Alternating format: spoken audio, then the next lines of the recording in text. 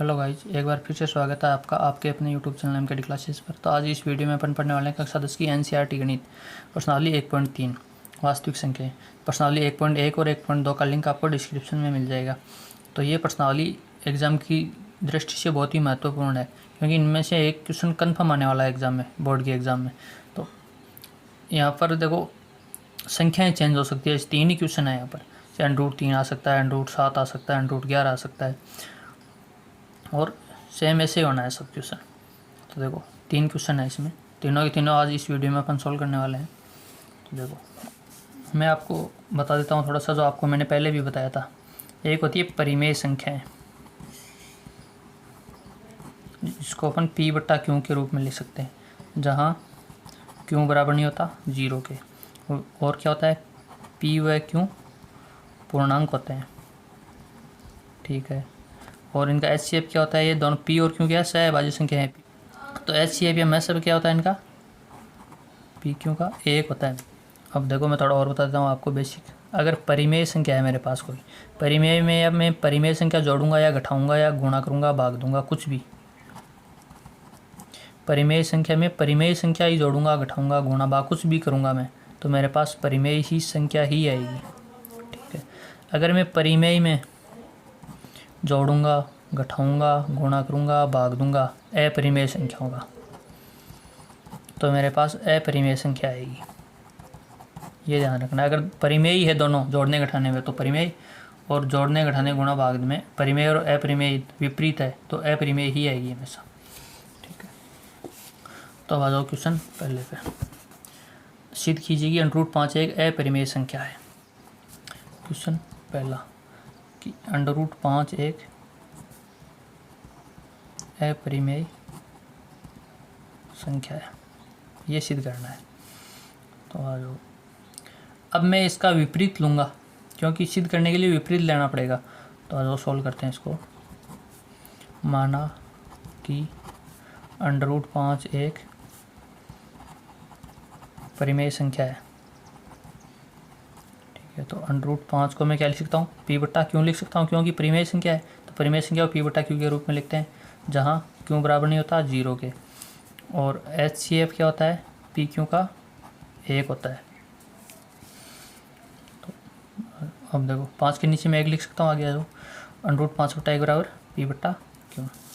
अब मैं वर्ग कर दूंगा इनका दोनों तरफ, वर्ग करने पर करो, √5 का वर्ग 5 हो जाएगा, बट्टा 1 बराबर P²/Q² हो जाएगा।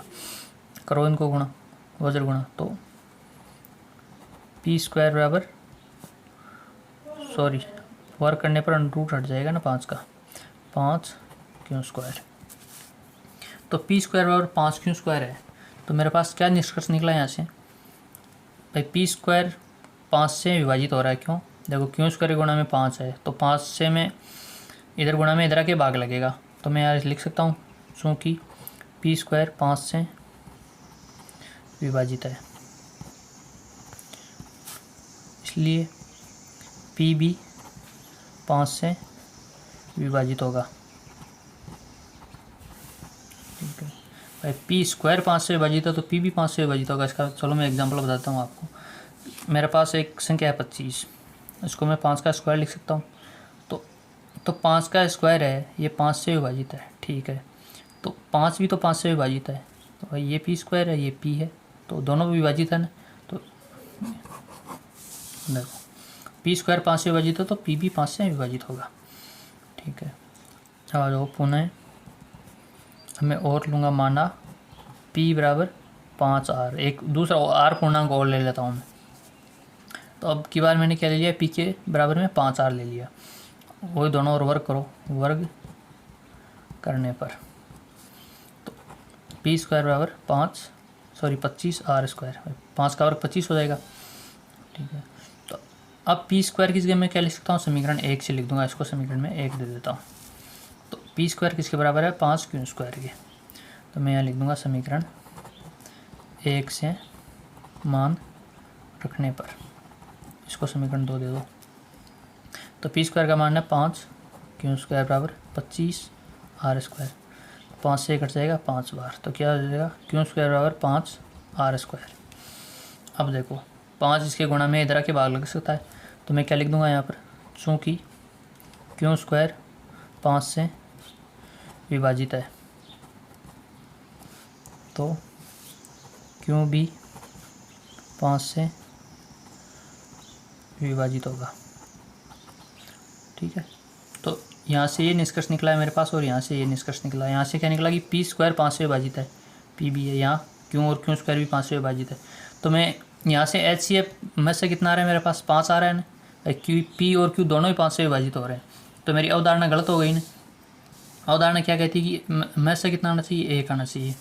तो देखो मैं आगे लिख दूंगा, चूँकि पी व क्यू दोनों 5 से विभाजित है,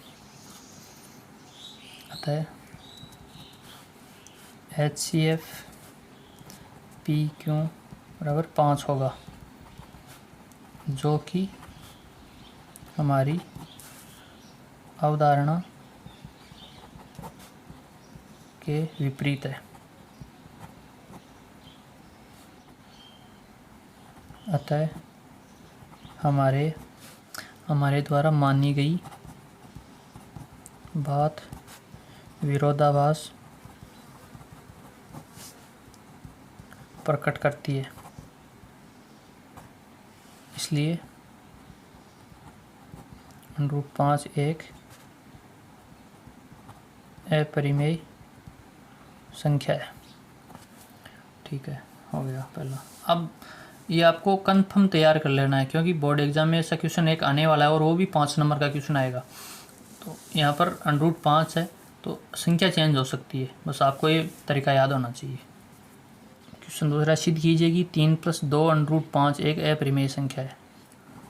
क्वेश्चन दूसरा है कि 3 + 2 √5 एक अपरिमेय संख्या है, ये सिद्ध करना है मेरे को। तो मैं इसका विपरीत मानूंगा, तो आ जाओ, माना 3 + 2 √5 एक परिमेय संख्या है,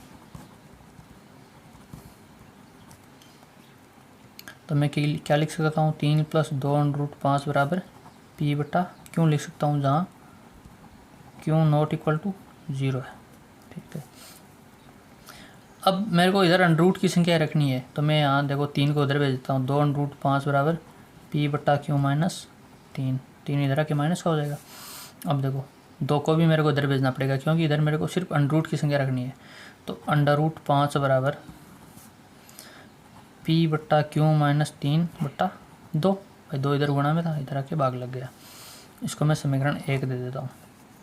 अब देखो ये क्या है मेरे पास, एक परिमेय संख्या, तो मैं लिख सकता हूँ यहाँ पर, चूँकि पी बटा क्यू -3 बटा 2 एक परिमेय संख्या है तथा हम जानते हैं कि √5 एक अपरिमेय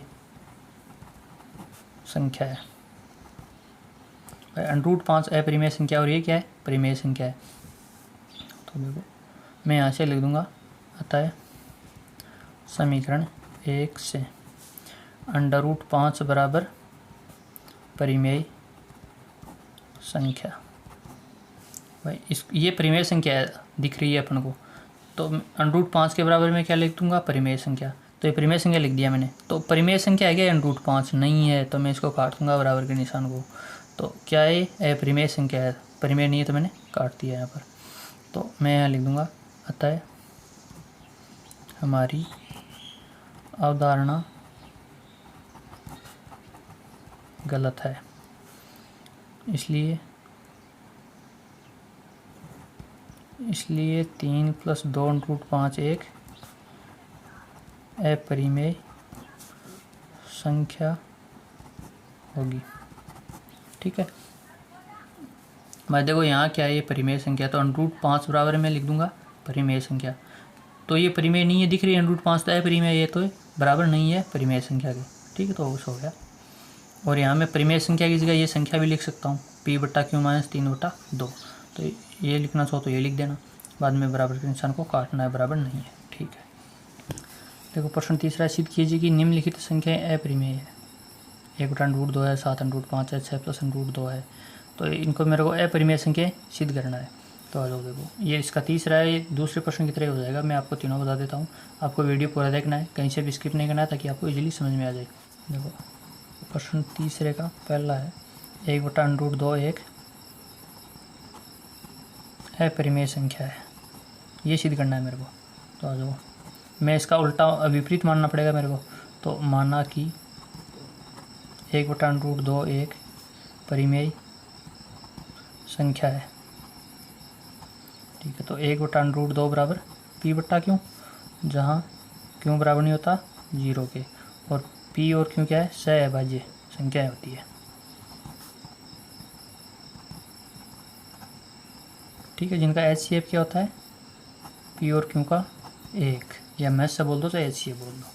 ठीक है, तो मैं अब इनको वज्र गुणा कर दूंगा। देखो √2p बराबर क्यों, तो √2 बराबर क्या हो जाएगा, क्यों बट्टा पी, पी इधर गुणा में इधर आके भाग लग जाएगा। तो अब देखो ये क्यों अपॉन पी की फॉर्म में हो गया। पी अपॉन क्यों क्या होता है, एक परिमेय संख्या होता है, और क्यों अपॉन पी भी परिमेय संख्या ही होता है। देखो मैं आपको समझा देता हूँ कैसे होता है। जैसे पी अपॉन क्यों है, यहाँ क्यों का मान 0 नहीं होता। ठीक है, क्यों का मान 0 नहीं होता, पी का मान 0 हो सकता है यहाँ पर। तो मैं अगर इस फॉर्म में कोई लिखता हूँ परिमेय संख्या, जैसे 4/0 है, तो ये क्या है, अपरिमेय, क्योंकि क्यों का मान 0 नहीं होना चाहिए। बात ये है, अब मैं इस पी अपॉन क्यू की फॉर्म में लिख दिया, अब मैं इसको क्यों अपॉन पी की फॉर्म में लिखता हूँ। क्यों का मान क्या है 0, चलो क्यों अपॉन पी की फॉर्म में लिख देता हूँ, 0/4। तो 0/4 है, ये क्या है, परिमेय संख्या है। तो क्यों बट्टा पी क्या होता है, परिमेय संख्या होता है, और पी बट्टा क्यों भी परिमेय संख्या होता है। यहाँ पर क्यों का मान 0 हो सकता है, अगर क्यों बट्टा पी है ना, तो यहाँ पर क्यों का मान 0 हो सकता है। ठीक है, तो ये क्यों बट्टा पी आ गया, तो क्या है, मैं यहाँ से लिख दूंगा, चूँकि क्यों बट्टा पी एक परिमेय संख्या है, तथा हम जानते हैं कि √2 एक अपरिमेय संख्या है।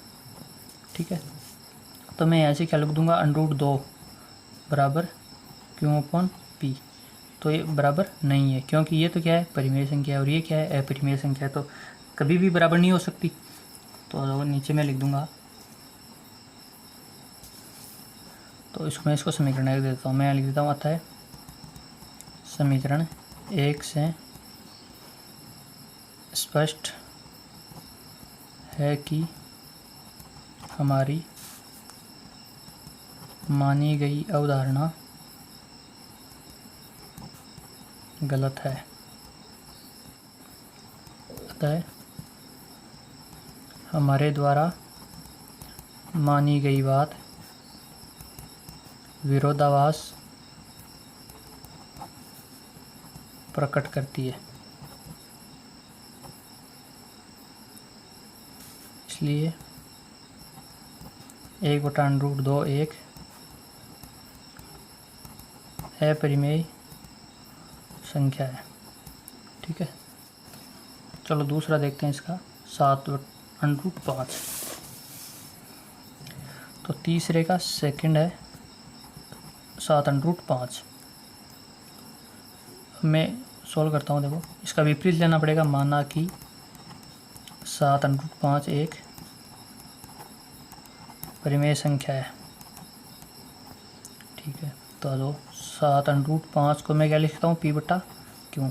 तो यहाँ पर पी और क्यों क्या है, सहअभाज्य संख्या। ठीक है, और क्यों नॉट इक्वल टू 0, क्यों 0 के बराबर नहीं है। अब इधर √2 की संख्या रखनी है, और इसको 7 को इधर भेज देना है। तो √5 बराबर पी बट्टा क्यों -7, इधर आके माइनस का हो जाएगा।